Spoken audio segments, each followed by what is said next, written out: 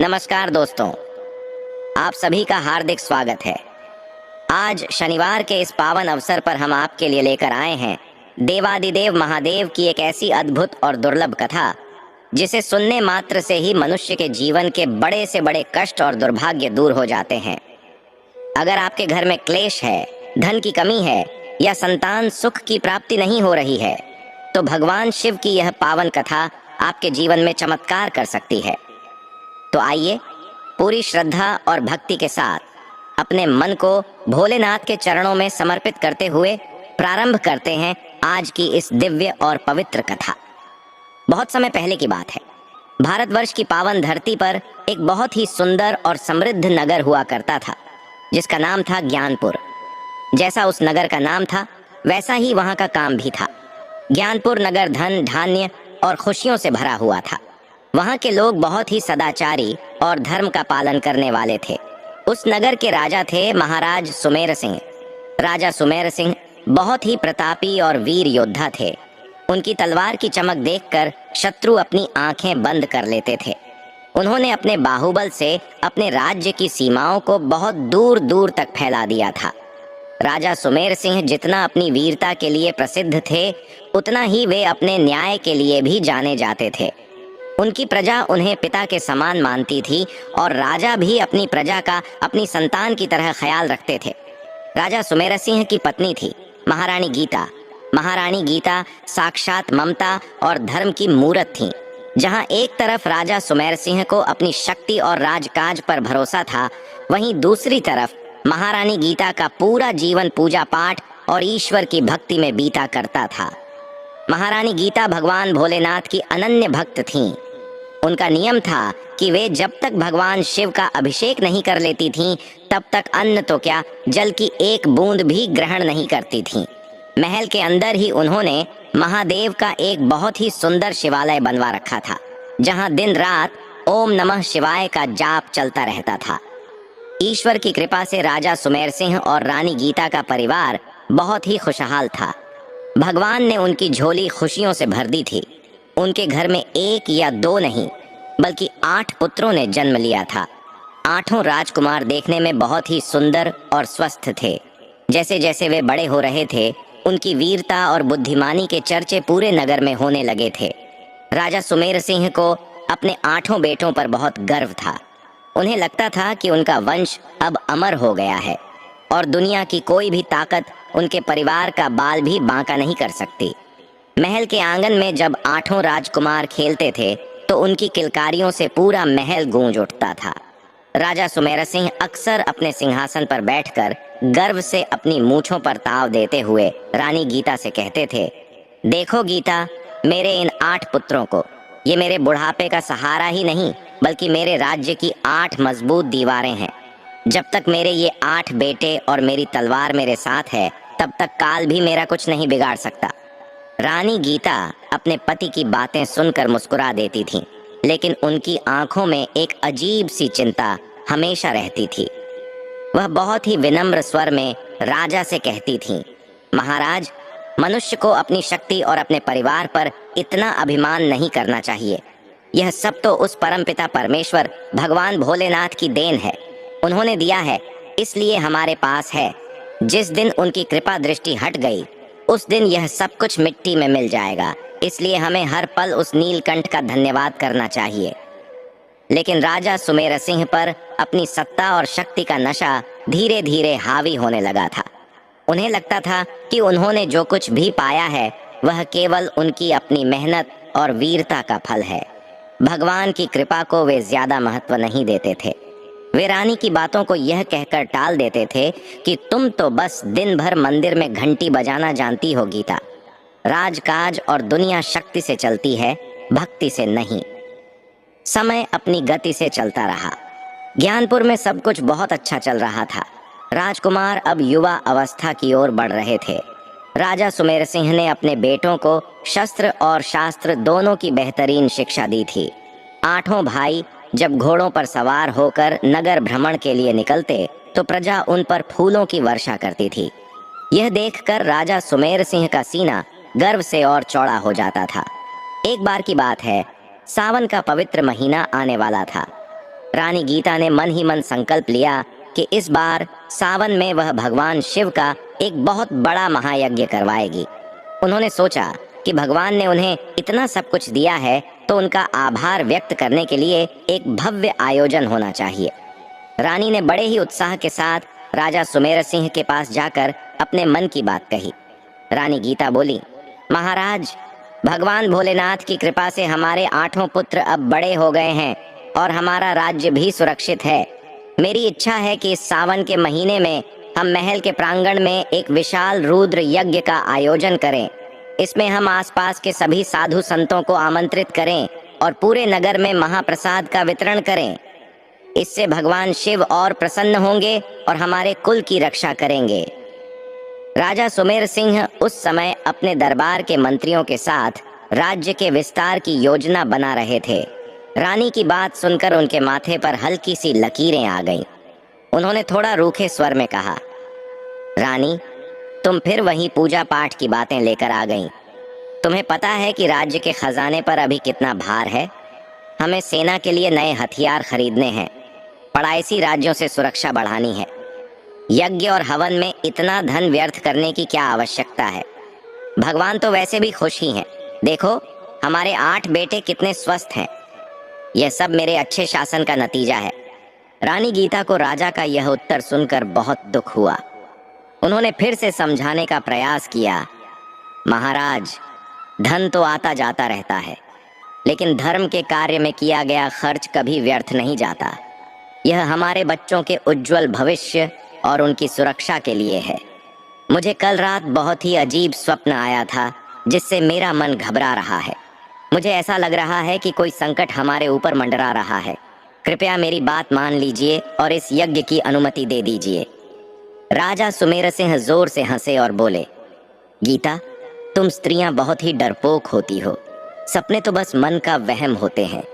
जब तक सुमेर सिंह की तलवार और उसके 8 बेटे जीवित हैं, इस ज्ञानपुर पर कोई संकट नहीं आ सकता। तुम व्यर्थ की चिंता छोड़ दो। हाँ, अगर तुम्हें पूजा करनी ही है तो अपने मंदिर में जाकर कर लो, लेकिन इतना बड़ा आयोजन करके मैं राजकोष का धन बर्बाद नहीं कर सकता। मुझे अपनी सेना को और मजबूत करना है। राजा के इस अहंकार भरे जवाब ने रानी के दिल को गहरी चोट पहुंचाई। वह चुपचाप वहां से चली गईं और अपने शिवालय में जाकर भोलेनाथ की मूर्ति के सामने रोने लगीं। उन्होंने हाथ जोड़कर प्रार्थना की, हे प्रभु, मेरे पति को क्षमा कर देना। वे अपनी शक्ति के मद में यह भूल गए हैं कि देने वाले भी आप हैं और लेने वाले भी आप ही हैं। इनके अहंकार के कारण मेरे बच्चों पर कोई आंच मत आने देना। रानी गीता भले ही शांत हो गईं, लेकिन होनी को कौन टाल सकता था। राजा सुमेर सिंह के मन में जो अहंकार का बीज पनप चुका था, वह अब एक विशाल पेड़ बनने वाला था, जिसके कड़ुए फल पूरे परिवार को छकने थे। कुछ दिन बीते। सावन का पहला सोमवार आया। पूरे ज्ञानपुर नगर में शिव भक्तों की भीड़ लगी हुई थी। लोग दूर दूर से शिवालयों में जल चढ़ाने जा रहे थे। राजा सुमेर सिंह उस दिन शिकार पर जाने की तैयारी कर रहे थे। रानी गीता ने उन्हें रोका और कहा, महाराज, आज सावन का पहला सोमवार है। आज के दिन जीव हत्या करना घोर पाप है। आज आप शिकार पर मत जाइए, बल्कि मेरे साथ चलिए और भगवान शिव का जलाभिषेक कीजिए। राजा सुमेर सिंह ने अपना धनुष उठाते हुए कहा, रानी, क्षत्रियों का धर्म शिकार करना और युद्ध करना है। मैं राजा हूँ, मैं किसी दिन या वार के बंधन में नहीं बंध सकता। आज मौसम बहुत अच्छा है और मुझे खबर मिली है कि जंगल में एक बहुत बड़ा शेर आया हुआ है। मैं उसका शिकार करके ही लौटूंगा। तुम अपना पूजा पाठ करो, मुझे मेरे काम से मत रोको। इतना कहकर राजा सुमेर सिंह अपने कुछ सैनिकों और अपने सबसे बड़े बेटे राजकुमार विजय सिंह को साथ लेकर जंगल की ओर निकल पड़े। रानी गीता का मन किसी अनहोनी की आशंका से कांप उठा। उन्होंने अपने बाकी 7 बेटों को अपने पास बुलाया और उनसे कहा कि वे आज महल से बाहर न जाएं और भगवान शिव की आराधना में उनका साथ दें। 7 बेटे अपनी माँ की बहुत इज्जत करते थे, इसलिए वे मान गए। उधर जंगल में राजा सुमेर सिंह और उनका बड़ा बेटा विजय सिंह शिकार की तलाश में घने जंगल के अंदर चले गए। दोपहर हो चुकी थी, लेकिन उन्हें कोई शिकार नहीं मिला। गर्मी और उमस के कारण वे दोनों पसीने से लथपथ हो गए थे। उन्हें बहुत जोर की प्यास लगी थी। पानी की तलाश में वे जंगल में भटकने लगे। चलते चलते वे एक पुराने आश्रम के पास पहुंचे। वह आश्रम बहुत ही शांत और पवित्र लग रहा था। वहां एक बूढ़े साधु महात्मा भगवान शिव की तपस्या में लीन बैठे थे। आश्रम के पास ही एक छोटा सा तालाब था जिसमें निर्मल जल भरा हुआ था। राजा सुमेर सिंह और राजकुमार विजय सिंह ने वहां जाकर अपनी प्यास बुझाई। पानी पीने के बाद राजा की नजर वहां तपस्या कर रहे साधु पर पड़ी। साधु महाराज के सामने एक शिवलिंग स्थापित था जिस पर वे बेलपत्र और जंगली फूल चढ़ा रहे थे। राजा सुमेर सिंह को न जाने क्या सूझी। वे अपने बेटे के साथ उन साधु के पास गए। राजा के मन में शिकार न मिलने का गुस्सा पहले से ही था। उन्होंने साधु को प्रणाम करने की बजाय एक बहुत ही निंदनीय कार्य करने का विचार किया जो उनके और उनके कुल के विनाश का कारण बनने वाला था। राजा सुमेर सिंह ने अपने बेटे विजय सिंह से कहा, देखो पुत्र, ये साधु महात्मा यहाँ बैठकर क्या कर रहे हैं? सारा दिन बस आंखें बंद करके बैठे रहते हैं। इन्हें दुनियादारी की कोई खबर नहीं है। चलो जरा इनका ध्यान भंग करते हैं और देखते हैं कि इनके भोलेनाथ इन्हें बचाने आते हैं या नहीं। राजकुमार विजय सिंह भी युवावस्था के जोश और पिता के प्रभाव में था। उसने भी हंसते हुए कहा, जी पिताजी, देखते हैं कि इनकी भक्ति में कितनी शक्ति है। यह सोचकर राजा सुमेर सिंह अपने घोड़े से नीचे उतरे। वे जूतों सहित ही उस पवित्र स्थान पर चले गए जहां साधु महाराज तपस्या कर रहे थे। साधु महाराज अपनी भक्ति में इतने लीन थे कि उन्हें राजा के आने का पता ही नहीं चला। राजा ने देखा कि साधु के पास एक कमंडल रखा है और शिवलिंग पर चढ़ाने के लिए कुछ फूल रखे हैं। राजा ने अपने पैर की ठोकर से वह कमंडल लुढ़का दिया और शिवलिंग पर छड़े हुए फूलों को अपने जूतों से कुचल दिया। इतना ही नहीं, राजा ने जोर से आवाज लगाई, ए पाखंडी साधु, आंखें खोल। देख, तेरे सामने ज्ञानपुर का राजा सुमेर सिंह खड़ा है। तू यहाँ बैठकर क्या ढोंग कर रहा है? राजा की भारी आवाज और सामान गिरने की आवाज सुनकर साधु महाराज की समाधि टूटी। उन्होंने धीरे से अपनी आंखें खोली। उन्होंने देखा कि उनके सामने राजा सुमेर सिंह खड़े हैं और उनके आराध्य भगवान शिव का अपमान किया गया है। पूजा की सामग्री बिखरी पड़ी है और शिवलिंग का निरादर हुआ है। साधु महाराज की आंखों में क्रोध नहीं बल्कि एक गहरा दुख दिखाई दिया। उन्होंने बहुत ही शांत स्वर में कहा, राजन, यह तुमने क्या किया? मद और अहंकार में आकर तुमने साक्षात महाकाल का अपमान किया है। मैं तो एक साधारण फकीर हूँ। मेरा अपमान करके तुम्हें कुछ नहीं मिलेगा, लेकिन मेरे महादेव का यह अनादर तुम्हारे लिए बहुत भारी पड़ेगा। तुमने अपनी शक्ति के नशे में यह भूल दिया कि जिस सत्ता पर तुम इतना इतरा रहे हो वह क्षण भंगुर है। साधु की बात सुनकर राजा सुमेर सिंह को गुस्सा आ गया।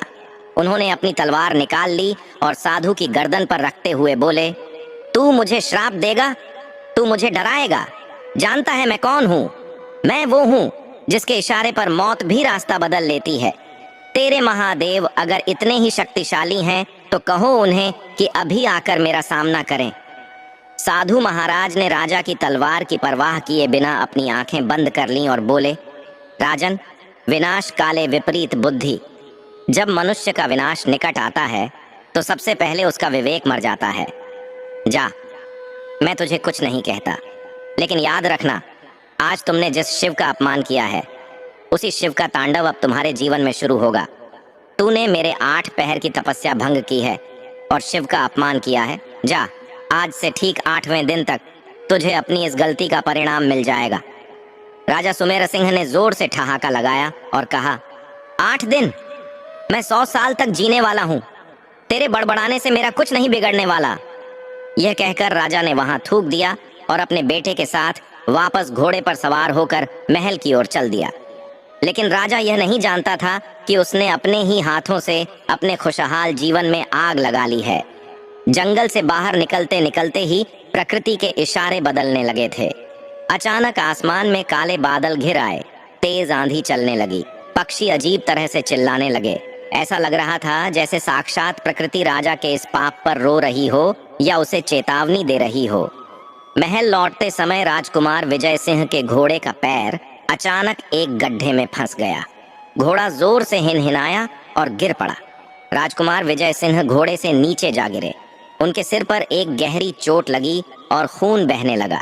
राजा सुमेर सिंह घबरा गए। उन्होंने तुरंत अपने सैनिकों की मदद से राजकुमार को उठाया। यह तो बस शुरुआत थी। राजा को लगा कि यह एक साधारण दुर्घटना है, लेकिन यह उस भयानक तूफान की पहली आहट थी जो उनके पूरे परिवार को निगलने के लिए आ रहा था। घायल राजकुमार को लेकर राजा तेजी से महल की ओर भागे। जब वे महल पहुंचे तो देखा कि रानी गीता पूजा की थाली हाथ में लिए मुख्य द्वार पर खड़ी उनका इंतजार कर रही थीं। रानी ने जैसे ही अपने बेटे को खून से लथपथ देखा, उनके हाथ से पूजा की थाली छूटकर जमीन पर गिर पड़ी। शगुन अपशगुन में बदल गया। रानी चीख पड़ी, मेरे बेटे को क्या हुआ? राजा सुमेर सिंह ने बात को संभालते हुए कहा, कुछ नहीं रानी, बस घोड़े से गिर गया है, मामूली चोट है, वैद्य जी को बुलवाओ। लेकिन राजा के मन के किसी कोने में उस साधु की कही हुई बात गूंजने लगी थी, आज से ठीक 8वें दिन तक तुझे परिणाम मिल जाएगा। वैद्य जी आए और उन्होंने राजकुमार का उपचार शुरू किया, लेकिन राजकुमार विजय सिंह की हालत सुधरने की बजाय बिगड़ती ही जा रही थी। उन्हें तेज बुखार चढ़ गया था और वे बेहोशी में अजीब अजीब बातें बड़बड़ा रहे थे। महर्षि और विद्वान वैद्य भी हैरान थे कि एक मामूली चोट से इतना तेज बुखार और शरीर नीला क्यों पड़ रहा है। रानी गीता अपने बेटे के सिरहाने बैठी लगातार शिव मंत्र का जाप कर रही थी। रात गहरी होती जा रही थी और महल में सन्नाटा पसरा हुआ था, लेकिन यह सन्नाटा किसी बड़े तूफान से पहले की शांति जैसा था। महल के उस विशाल कक्ष में मृत्यु जैसा सन्नाटा छाया हुआ था। केवल रानी गीता के सिसकने और मंत्रों के बुदबुदाने की आवाज आ रही थी। राजवैद्य, जो ज्ञानपुर के सबसे अनुभवी चिकित्सक माने जाते थे, उनके माथे पर भी पसीने की बूंदें चमक रही थीं। उन्होंने राजकुमार विजय सिंह की नाड़ी को बार बार टटोला, लेकिन हर पल उनकी धड़कन धीमी होती जा रही थी। राजा सुमेर सिंह एक कोने में खड़े होकर यह सब देख रहे थे। उनकी आंखों में डर तो था, लेकिन उनका अहंकार अभी भी उन्हें यह स्वीकार करने से रोक रहा था कि यह सब उनके पापों का फल है। आधी रात बीत चुकी थी। अचानक राजकुमार विजय सिंह का शरीर जोर से अकड़ने लगा। उनका पूरा शरीर, जो सोने जैसा दमकता था, अब पूरी तरह से नीला पड़ चुका था, जैसे किसी जहरीले नाग ने डस लिया हो। रानी गीता ने घबराकर चिल्लाया, वैद्य जी, देखिए, मेरे पुत्र को क्या हो रहा है, कुछ कीजिए, मेरे बेटे को बचा लीजिए। वैद्य जी ने अपनी पोटली से एक बहुत ही दुर्लभ जड़ी बूटी का रस निकालकर राजकुमार के मुंह में डाला, लेकिन होनी को तो कुछ और ही मंजूर था। वह दवा गले के नीचे उतर ही नहीं पाई। राजकुमार विजय सिंह ने एक जोर की हिचकी ली। उनकी आंखें पथरा गईं और गर्दन एक तरफ लुढ़क गई। कक्ष में खड़े सभी लोगों की सांसें थम गईं। वैद्य जी ने धीरे से राजकुमार का हाथ छोड़ दिया और सिर झुकाकर पीछे हट गए। उन्होंने भारी मन से कहा, महाराज, महारानी, अनर्थ हो गया। राजकुमार अब हमारे बीच नहीं रहे। लगता है कोई बहुत ही भयानक काल दोष था जिस पर मेरी कोई औषधि काम नहीं कर पाई। यह सुनते ही रानी गीता पछाड़ खाकर जमीन पर गिर पड़ी। उनकी करुण चीख से पूरा राजमहल दहल उठा। मेरा बेटा, मेरा विजय, नहीं, ये नहीं हो सकता। अभी तो वह सुबह हंसते खेलते घर से निकला था। रानी का विलाप देखकर पत्थर दिल भी पिघल जाए। राजा सुमेर सिंह तो जैसे बुत बन गए थे। उन्हें अपनी आंखों पर विश्वास ही नहीं हो रहा था कि उनका सबसे बड़ा बेटा, उनका उत्तराधिकारी, अब इस दुनिया में नहीं है। तभी राजा के कानों में उस साधु की आवाज फिर से गूंजी, आज से ठीक 8वें दिन तक तुझे परिणाम मिल जाएगा। राजा का दिल जोर से धड़का। क्या यह उसी श्राप का असर है? लेकिन अगले ही पल उन्होंने अपने मन को झटका, नहीं, यह सिर्फ एक संयोग है। घोड़े से गिरने के कारण सिर में चोट लगी थी, इसीलिए उसकी मृत्यु हुई है।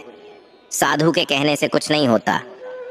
राजा ने अपने मन को तो समझा लिया, लेकिन उनकी आत्मा कांप रही थी। अगली सुबह मंगलवार का दिन था। पूरे ज्ञानपुर में शोक की लहर दौड़ गई। जिस नगर में हमेशा उत्सव जैसा माहौल रहता था, आज वहां हर घर में चूल्हा नहीं जला। प्रजा अपने प्रिय राजकुमार की मृत्यु से स्तब्ध थी। राजा सुमेर सिंह के बाकी 7 बेटे अपने बड़े भाई के शव के पास बैठे रो रहे थे। राजा को समझ नहीं आ रहा था कि वह अपने बाकी बेटों को कैसे दिलासा दें। राजकुमार विजय सिंह की अंतिम यात्रा की तैयारी शुरू हुई। राजा सुमेर सिंह ने कांपते हाथों से अपने जवान बेटे की अर्थी को कंधा दिया। पिता के कंधे पर जवान बेटे का शव दुनिया में इससे भारी बोझ और कुछ नहीं होता। श्मशान घाट पर जब चिता को अग्नि दी गई तो राजा सुमेर सिंह की आंखों से आंसू नहीं, अंगारे बरस रहे थे। उन्हें बार बार लग रहा था कि प्रकृति उनसे बदला ले रही है। अंतिम संस्कार के बाद पूरा राज परिवार भारी कदमों से महल वापस लौटा। महल का माहौल बहुत ही गमगीन था। रानी गीता की हालत बहुत खराब थी। उन्होंने जल तक त्याग दिया था। वह बस भगवान शिव की मूर्ति के सामने लेटी हुई थीं। राजा सुमेर सिंह अपने कक्ष में बैठे थे। वे बहुत ही उदास और चिड़चिड़े हो गए थे। अभी शाम ही हुई थी कि महल के दूसरे हिस्से से एक और बुरी खबर आई। राजा का दूसरा बेटा राजकुमार अजय सिंह, जो अपने बड़े भाई की मृत्यु से बहुत गहरे सदमे में था, अचानक बेहोश होकर गिर पड़ा। दासियां भागते हुए राजा के पास आईं। महाराज, अनर्थ हो गया। राजकुमार अजय सिंह को अचानक उल्टियां होने लगी हैं और उनका शरीर भी बुखार से तप रहा है।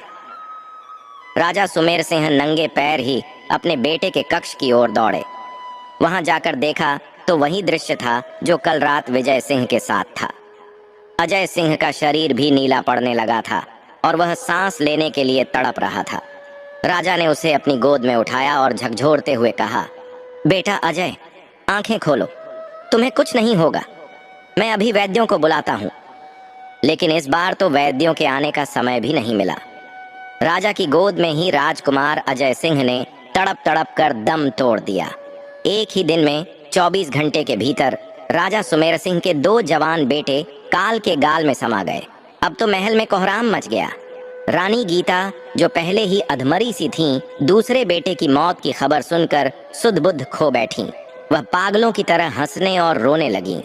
पूरा राज परिवार दहशत में आ गया।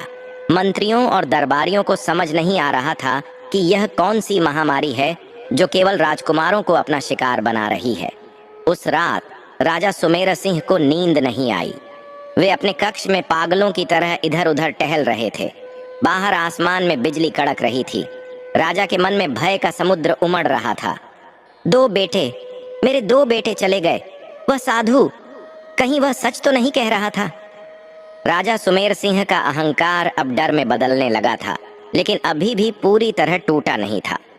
वह बार बार खुद से कह रहे थे, यह कोई बीमारी है, कोई संक्रमण है जो जंगल से आया है। मुझे नगर के सबसे बड़े तांत्रिकों और ज्योतिषियों को बुलाना होगा। अगले दिन बुधवार की सुबह हुई। 2 चिताएं अभी ठंडी भी नहीं हुई थीं कि महल में फिर से मातम छाया हुआ था। ज्योतिषियों ने राजा की कुंडली देखी और घबरा गए। राजपुरोहित ने कांपते हुए कहा, महाराज क्षमा करें, लेकिन ग्रहों की दशा बता रही है कि आपके कुल पर साक्षात महाकाल का प्रकोप है। आपने या आपके परिवार ने अनजाने में किसी ऐसी दिव्य शक्ति का अपमान किया है जो अब शांत होने का नाम नहीं ले रही। यह साधारण मृत्यु नहीं है महाराज, यह कुल का विनाश है। राजा सुमेर सिंह ने राजपुरोहित की बात को बीच में ही काट दिया। बकवास बंद करो पंडित जी, अगर कोई उपाय है तो बताओ, वरना मुझे डराने की कोशिश मत करो। राजा अभी भी अपनी गलती मानने को तैयार नहीं थे। उन्हें डर था कि अगर उन्होंने रानी को उस साधु वाली घटना के बारे में बताया तो रानी उन्हें कभी माफ नहीं करेंगी। इसलिए राजा ने वह राज अपने सीने में ही दबाए रखा। तीसरा दिन आया। महल में डर का माहौल इतना गहरा था कि बाकी बचे 6 राजकुमार एक ही कमरे में सिमट कर बैठ गए थे। रानी गीता ने उन सबको अपने पास अपने शिवालय में बैठा रखा था। रानी का मानना था कि भोलेनाथ के दरबार में ही उनके बच्चे सुरक्षित रह सकते हैं। लेकिन विधि का विधान देखिए। दोपहर के समय राजा का तीसरा बेटा राजकुमार अभय सिंह प्यास लगने पर पानी पीने के लिए कक्ष से बाहर निकला। वह रसोई की ओर जा ही रहा था कि सीढ़ियों पर उसका पैर फिसला। ये कोई इतनी ऊंची सीढ़ियां नहीं थीं कि किसी की जान चली जाए, लेकिन राजकुमार ऐसे गिरे कि उनकी गर्दन की हड्डी टूट गई। एक जोर की आवाज और फिर सन्नाटा। दासी ने देखा और चीख पड़ी। जब तक राजा और रानी वहां पहुंचे, तीसरा चिराग भी बुझ चुका था। 3 दिन, 3 मौतें। अब राजा सुमेर सिंह की हिम्मत जवाब देने लगी थी। वह वहीं सीढ़ियों पर बैठकर फूट फूट कर रोने लगे। यह क्या हो रहा है मेरे साथ? मैंने किसका क्या बिगाड़ा है? रानी गीता, जो अब तक केवल रो रही थीं, अब उनकी आंखों में एक अजीब सी चमक आ गई थी। वह एक माँ थीं और माँ का दिल बहुत कुछ जान लेता है। उन्होंने राजा की आंखों में देखा और कड़े स्वर में पूछा, महाराज, मेरी तरफ देखिए, सच सच बताइए, उस दिन जंगल में क्या हुआ था? आप शिकार पर गए थे, विजय भी आपके साथ था। वहां ऐसा क्या हुआ था जो आप मुझसे छिपा रहे हैं? यह कोई संयोग नहीं है, यह श्राप है। जरूर आपने कुछ ऐसा किया है जिसकी सजा मेरे निर्दोष बच्चे भुगत रहे हैं। राजा सुमेर सिंह की जुबान लड़खड़ाने लगी। वह रानी की नजरों से नजरें नहीं मिला पा रहे थे। उन्होंने कहा, नहीं रानी, ऐसा कुछ नहीं है, तुम व्यर्थ ही शक कर रही हो। रानी ने कहा, झूठ मत बोलिए महाराज, मैंने सावन के सोमवार को आपको रोका था, लेकिन आप नहीं माने। आप अपने अहंकार में गए। मुझे बताइए, वरना एक एक करके हमारे सारे पुत्र मारे जाएंगे और हम हाथ मलते रह जाएंगे। भगवान के लिए सच बोलिए, शायद अभी भी कोई रास्ता निकल आए।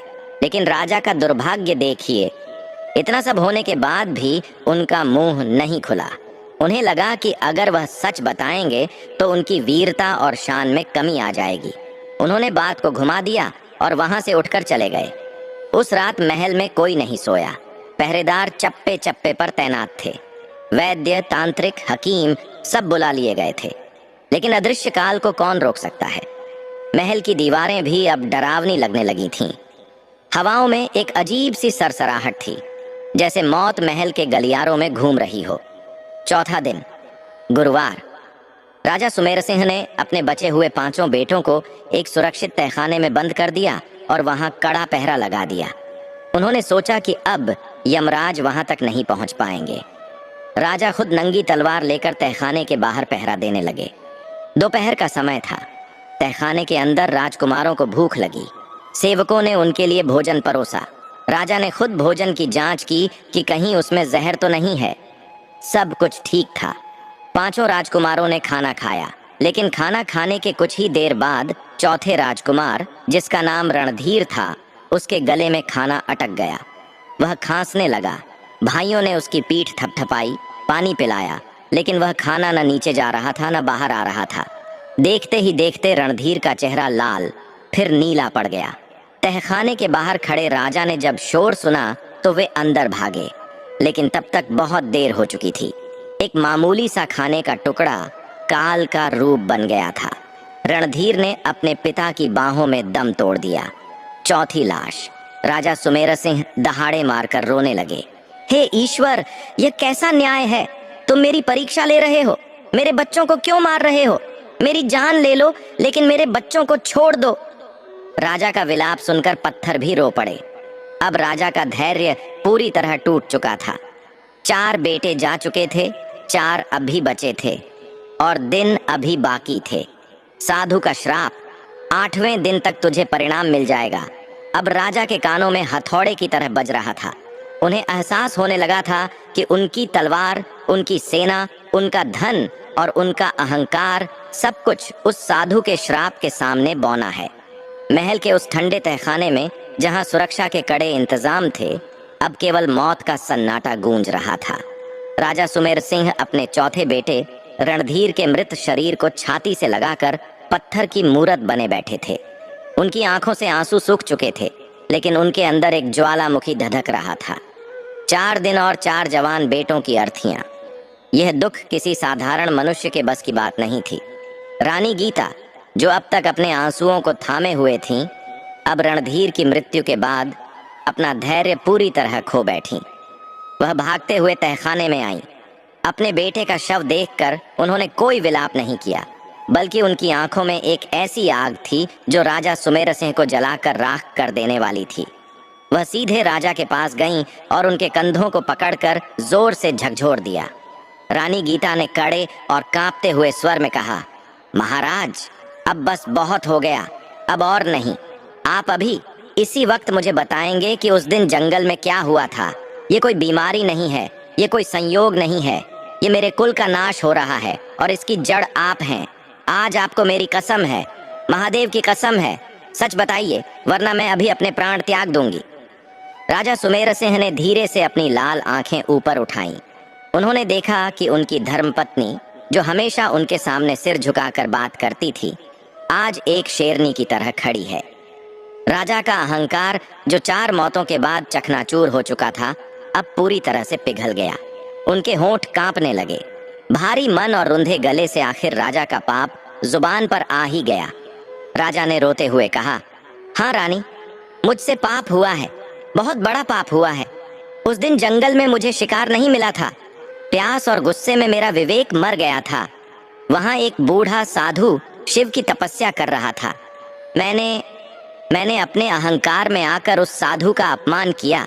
मैंने जूतों सहित शिवजी के पास जाकर उस साधु का कमंडल लुढ़का दिया और पूजा को नष्ट कर दिया। उस साधु ने मुझे श्राप दिया था कि 8वें दिन तक मुझे मेरे कर्मों का फल मिल जाएगा। राजा की बात सुनते ही रानी गीता के पैरों तले जमीन खिसक गई। वह सन्न रह गईं। उन्हें विश्वास नहीं हो रहा था कि उनके पति, जो एक राजा हैं, वह इतना नीच कर्म कर सकते हैं। रानी ने अपने माथे पर हाथ मारा और फूट फूट कर रोने लगी। हे नाथ, यह आपने क्या अनर्थ कर दिया। आपने साक्षात महाकाल को चुनौती दी। आपने एक भक्त की तपस्या भंग की। जिस शिव ने हमें 8 पुत्र दिए, आपने उसी शिव का अपमान किया। अब समझ में आया कि मेरे हंसते खेलते बच्चे क्यों मर रहे हैं। यह मृत्यु नहीं, यह शिव का तांडव है। आपने हमारे पूरे वंश को आग में झोंक दिया। महाराज, आपने यह क्या किया। रानी के विलाप ने राजा को और भी ग्लानि से भर दिया। राजा ने रानी के पैर पकड़ लिए और गिड़गिड़ाने लगे, मुझे क्षमा कर दो गीता। मुझे लगा था कि मेरी शक्ति और मेरी सेना सब संभाल लेगी। मुझे नहीं पता था कि एक साधु का श्राप इतना भयानक होगा। मैं अपने बेटों को बचाना चाहता हूँ। बताओ मैं क्या करूँ। मैं अपना सिर काटकर चढ़ाने को तैयार हूँ, लेकिन मेरे बचे हुए 4 बेटों को बचा लो। रानी गीता ने खुद को संभाला। वह जानती थी कि अब रोने से कुछ नहीं होगा। समय बहुत कम था और संकट बहुत बड़ा। उन्होंने आंसू पोंछे और दृढ़ता से कहा, महाराज उठिए, यह समय रोने का नहीं, प्रायश्चित का है। शिव जितने रौद्र हैं, उतने ही भोले भी हैं।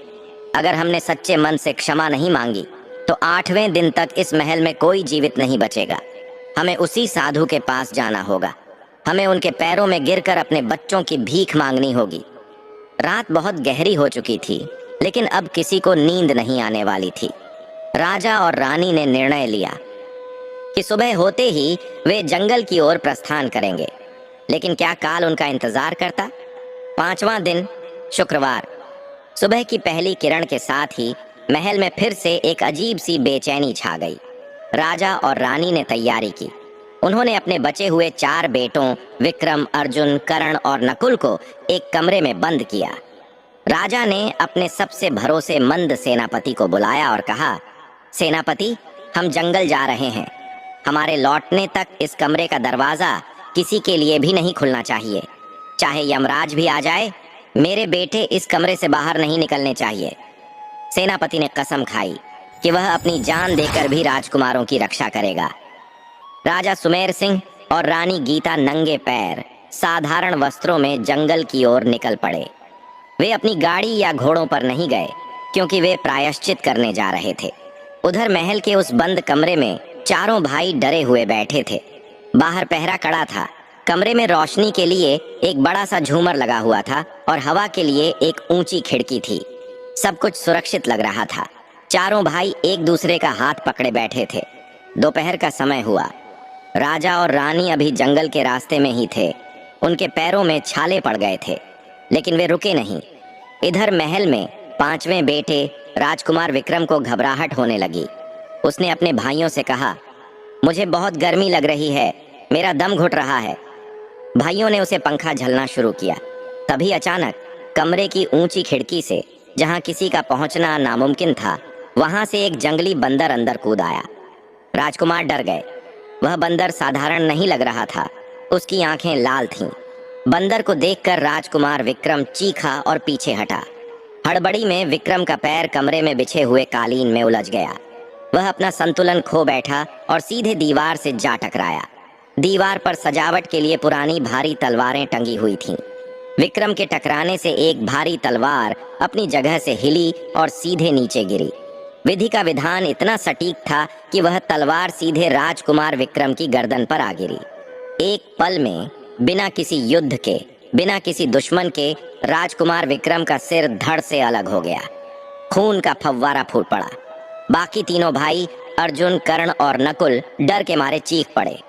उनकी चीखें सुनकर बाहर खड़े सेनापति ने दरवाजा तोड़ा। अंदर का दृश्य देखकर सेनापति के भी होश उड़ गए।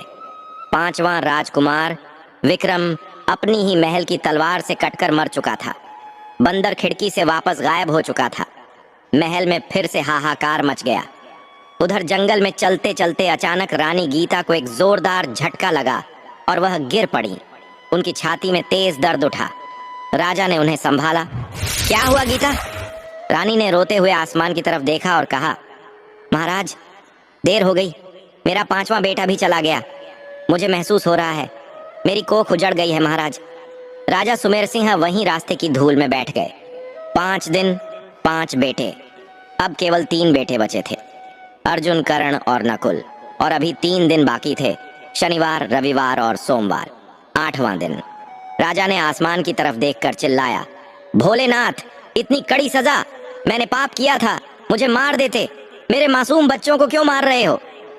लेकिन जंगल के सन्नाटे ने कोई जवाब नहीं दिया। रानी गीता ने राजा का हाथ पकड़ा और खींचा। चलिए महाराज, अगर आप यहाँ रुक गए तो बाकी 3 भी नहीं बचेंगे। हमें उस साधु को ढूंढना ही होगा। अब चाहे प्राण रहें या जाएं, हम उनके चरणों में गिरकर ही दम लेंगे। वे दोनों फिर से चलने लगे, भूखे प्यासे, दुख से टूटे हुए माता पिता। उनके पैरों से खून बह रहा था, लेकिन वे रुक नहीं रहे थे। जंगल घना होता जा रहा था। कांटों और झाड़ियों को पार करते हुए वे उस स्थान की तलाश कर रहे थे जहां राजा ने वह पाप किया था। शाम होते होते वे उसी पुराने आश्रम के पास पहुंच गए। राजा का दिल जोर जोर से धड़कने लगा।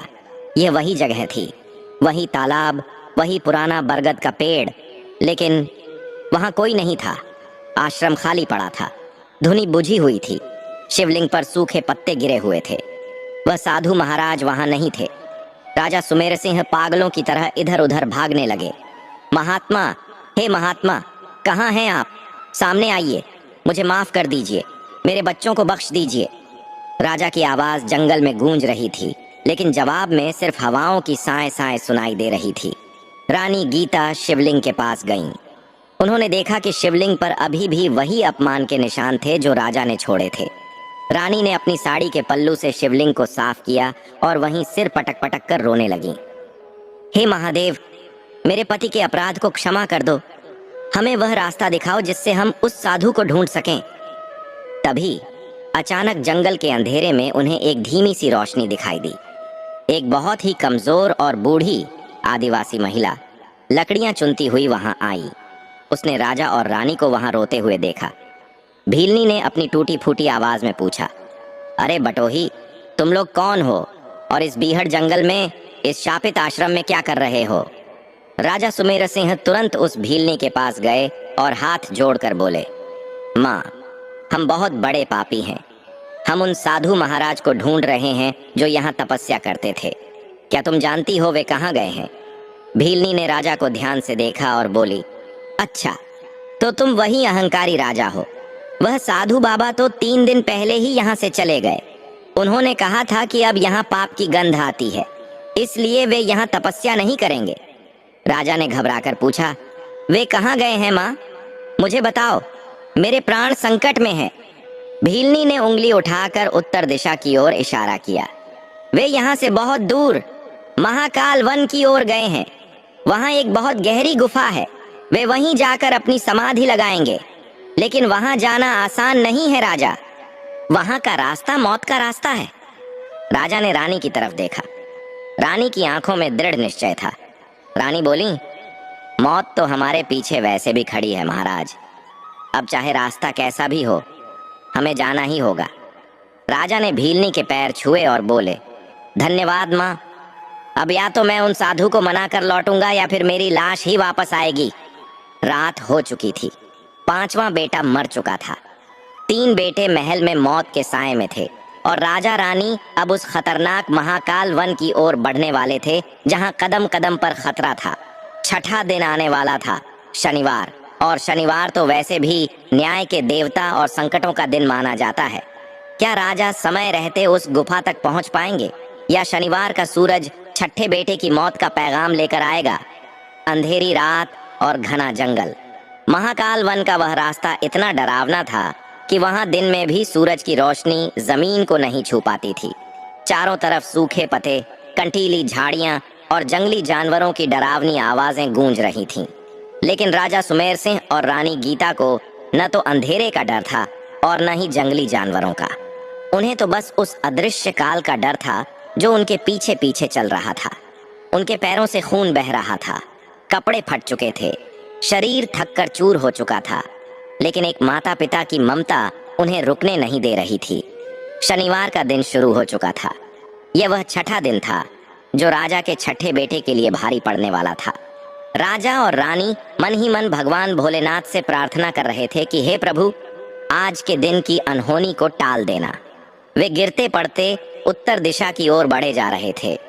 उधर महल के उस बंद कमरे में बचे हुए तीनों राजकुमार अर्जुन, कर्ण और नकुल एक कोने में दुबक कर बैठे थे।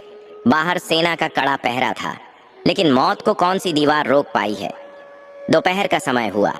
बाहर आसमान में काले बादल घिर आए और जोर जोर से बिजली कड़कने लगी। बादलों की गड़गड़ाहट इतनी तेज थी कि महल की दीवारें हिलने लगीं। कमरे के अंदर बैठे छठे राजकुमार अर्जुन को अचानक बहुत जोर की प्यास लगी। उसने पास रखे पानी के घड़े से पानी पीने के लिए हाथ बढ़ाया, लेकिन वह यह नहीं देख पाया कि घड़े के पीछे अंधेरे में एक काला नाग कुंडली मारे बैठा था। जैसे ही अर्जुन ने हाथ बढ़ाया, नाग ने फुफकारते हुए उसे डस लिया। अर्जुन की चीख निकल गई, भैया सांप सांप! बाकी दोनों भाई कर्ण और नकुल डर के मारे पीछे हट गए। नाग वहां से गायब हो गया जैसे वह आया ही नहीं था। अर्जुन का शरीर जहर से नीला पड़ने लगा। बाहर खड़े सैनिकों ने दरवाजा तोड़ा, लेकिन तब तक अर्जुन के प्राण पखेरु उड़ चुके थे। शनिवार की दोपहर होते होते राजा का छठा बेटा भी काल के गाल में समा गया। जंगल में चल रहे राजा सुमेर सिंह को अचानक एक जोर का झटका लगा। उनका दिल जोर से बैठा जा रहा था। उन्होंने रानी की तरफ देखा। रानी की आंखों से आंसुओं की धार बह निकली। उन्हें बताने की जरूरत नहीं थी। माता पिता का दिल समझ गया था कि उन्होंने अपना एक और बेटा खो दिया है। राजा सुमेर सिंह वहीं घुटनों के बल बैठ गए और आसमान की तरफ देखकर चिल्लाए, हे महाकाल, बस करो, मेरी परीक्षा मत लो। मेरा अहंकार टूट चुका है। मैं हार गया प्रभु, मैं हार गया। मेरे बाकी बच्चों को बख्श दो। रानी गीता ने राजा को सहारा देकर उठाया और बोली, महाराज हिम्मत मत हारिए। अभी दो बेटे जीवित हैं, कर्ण और नकुल। अगर हम आज शाम तक उन साधु महाराज तक पहुंच गए तो शायद हम उन्हें बचा पाएं। चलिए उठिए। दोनों ने फिर से चलना शुरू किया। शाम होते होते वे एक बेहद डरावनी गुफा के सामने पहुंचे। गुफा के बाहर बड़े बड़े पत्थरों पर ओम नमः शिवाय लिखा हुआ था। गुफा के अंदर से एक दिव्य रोशनी आ रही थी। राजा और रानी समझ गए कि वे सही जगह पहुंच गए हैं। वे लड़खड़ाते हुए गुफा के अंदर गए। अंदर का दृश्य अद्भुत था। वही साधु महाराज जिनका राजा ने अपमान किया था, वे एक बाघ की खाल पर बैठे गहरी समाधि में लीन थे। उनके चारों ओर एक तेज आभा मंडल चमक रहा था। राजा सुमेर सिंह दौड़कर साधु के चरणों में गिर पड़े और फूट फूट कर रोने लगे। महाराज, मुझे माफ कर दीजिए। मैं वही पापी सुमेर सिंह हूँ। मैंने अज्ञानता और अहंकार में आकर आपका और महादेव का अपमान किया था। मुझे दंड दीजिए, मेरे प्राण ले लीजिए, लेकिन मेरे वंश को बचा लीजिए। मेरे 6 पुत्र मर चुके हैं, केवल 2 बचे हैं। दया कीजिए महाराज, दया कीजिए। लेकिन साधु महाराज समाधि में थे, उन्होंने आंखें नहीं खोली। राजा और रानी दोनों उनके चरणों में सिर पटक पटक कर रोते रहे। समय बीतता जा रहा था। शनिवार की रात गहरी हो रही थी और इधर 7वें दिन की आहट शुरू हो चुकी थी। रविवार लगने वाला था। जैसे ही आधी रात बीती और रविवार का दिन लगा, महल में फिर से मातम छा गया। 7वां राजकुमार कर्ण, जो अपने 6 भाइयों की मौत देख चुका था, उसका दिल इतना कमजोर हो गया था कि वह डर के मारे ही मर गया। उसे न किसी सांप ने काटा, न कोई बीमारी हुई। बस भाई की मौत के डर से उसकी धड़कन रुक गई। जंगल में बैठे राजा को फिर से वही आभास हुआ। 7वां बेटा भी गया। अब केवल एक बचा था, नकुल, सबसे छोटा, सबसे लाडला नकुल। और कल 8वां दिन था, सोमवार। साधु का श्राप था कि 8वें दिन तक सब खत्म हो जाएगा, यानी कल तक नकुल की मृत्यु निश्चित थी और उसके साथ ही राजा का पूरा वंश समाप्त होने वाला था। राजा सुमेर सिंह अब रो नहीं रहे थे, वे पत्थर हो चुके थे। उन्होंने साधु के पैरों को कसकर पकड़ लिया था। रानी गीता ने देखा कि अब याचना करने से काम नहीं चलेगा। उन्होंने एक कठोर निर्णय लिया। रानी ने पास पड़ा एक नुकीला पत्थर उठाया और साधु के सामने खड़ी हो गईं। रानी ने जोर से कहा, हे तपस्वी, अगर आपकी तपस्या सच्ची है और अगर मेरा पतिव्रता धर्म सच्चा है तो आपको अपनी आंखें खोलनी होंगी। आपने एक गलती की सजा मेरे 7 बेटों की जान लेकर दी है। अब बस एक बेटा बचा है। अगर आज आपने मेरी पुकार नहीं सुनी तो मैं इसी पत्थर से अपना सिर फोड़कर आपके सामने अपने प्राण त्याग दूंगी। फिर दुनिया कहेगी कि एक साधु की वजह से एक माँ की हत्या हुई। रानी की आवाज में इतना दर्द और इतनी शक्ति थी कि साधु महाराज की समाधि टूट गई। उन्होंने धीरे धीरे अपनी आंखें खोली। उनकी आंखों में अब क्रोध नहीं था, बल्कि करुणा थी। उन्होंने अपने सामने राजा और रानी की दुर्दशा देखी। राजा, जो कभी सोने के मुकुट पहनता था, आज धूल में सना हुआ था।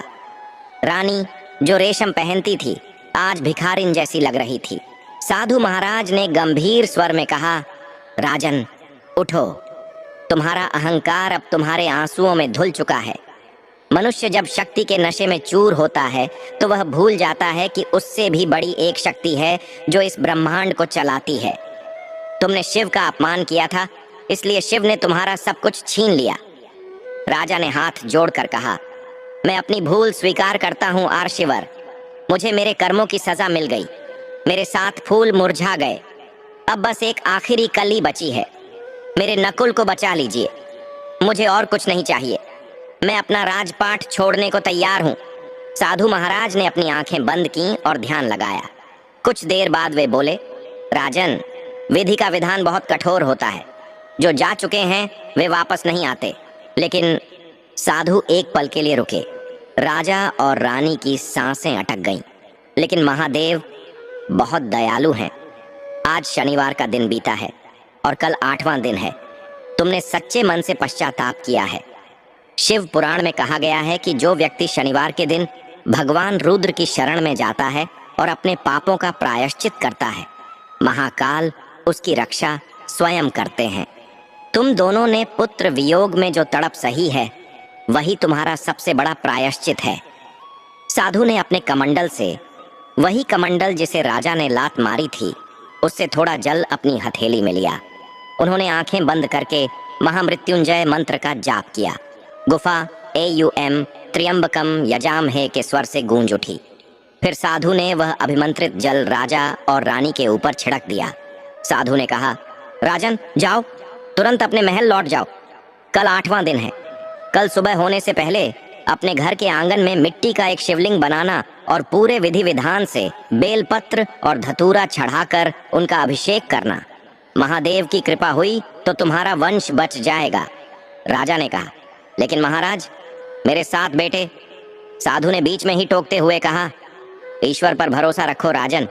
जो अहंकार ने छीना है उसे भक्ति वापस ला सकती है। जाओ, विलंब मत करो। राजा और रानी ने साधु के चरण स्पर्श किए और वहां से दौड़ पड़े। अब उनके शरीर में थकान नहीं थी, बल्कि एक नई आशा थी। वे रात भर जंगल में भागते रहे। उनके पैर लहूलुहान हो गए, लेकिन वे रुके नहीं। सोमवार की सुबह होने ही वाली थी जब वे महल पहुंचे। महल में सन्नाटा था। नकुल अभी जीवित था, लेकिन वह बहुत बीमार पड़ चुका था।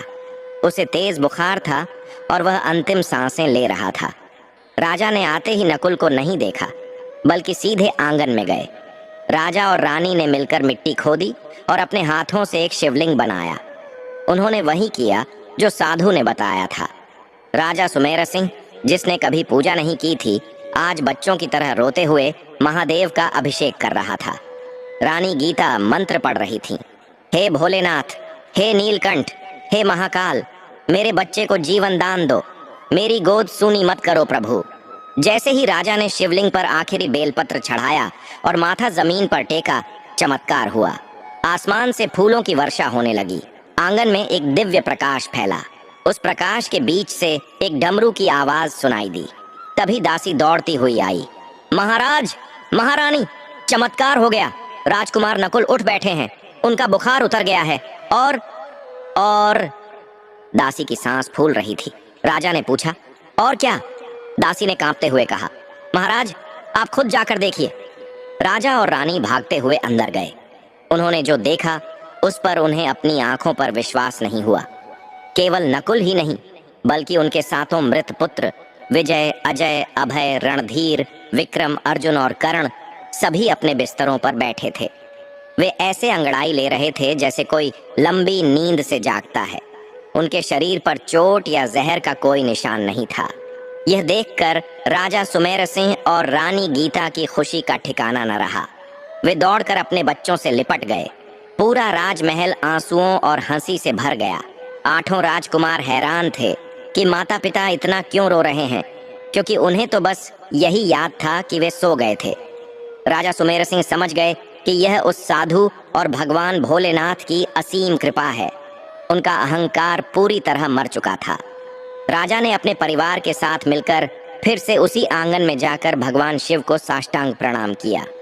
उसी दिन राजा ने घोषणा कर दी कि आज के बाद वह अपनी शक्ति पर नहीं बल्कि शिव की भक्ति पर भरोसा करेंगे।